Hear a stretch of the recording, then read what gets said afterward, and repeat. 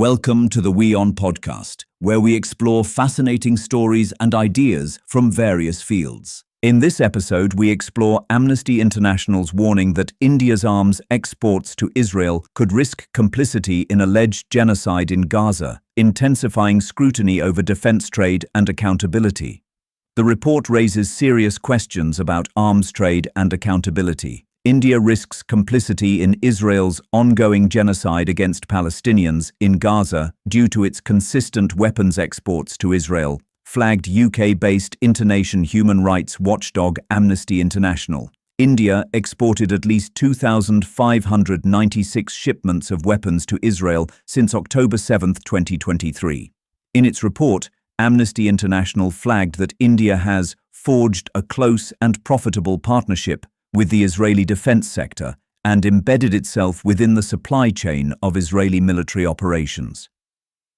In light of the International Court of Justice's provisional measures, orders recognizing a plausible risk of genocide against Palestinians in Gaza, the Indian authorities cannot credibly argue that they did not know that continuing to authorize and facilitate arms transfers to Israel carries a substantial risk of contributing to serious violations of international law, said Agnes Kalamar, Amnesty International's Secretary General.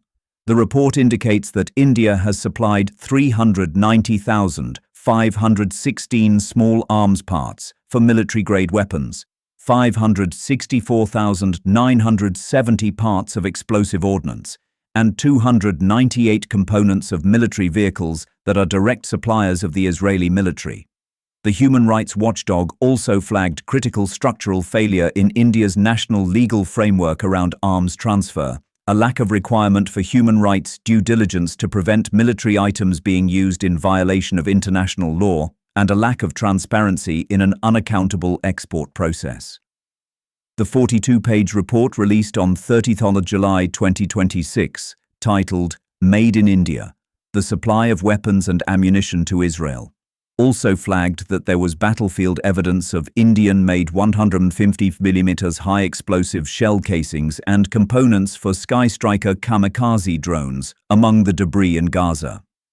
The report flagged several Indian companies such as PLR Systems Private Limited, a joint venture between Adani Defense and Aerospace and Israel Weapon Industries, Indo-MIM Private Limited, Kalyani Systems Private Limited, and Alpha Elsec Defense and Aerospace Systems Private Limited, a joint venture of Alpha Design Technologies and Elbit Systems.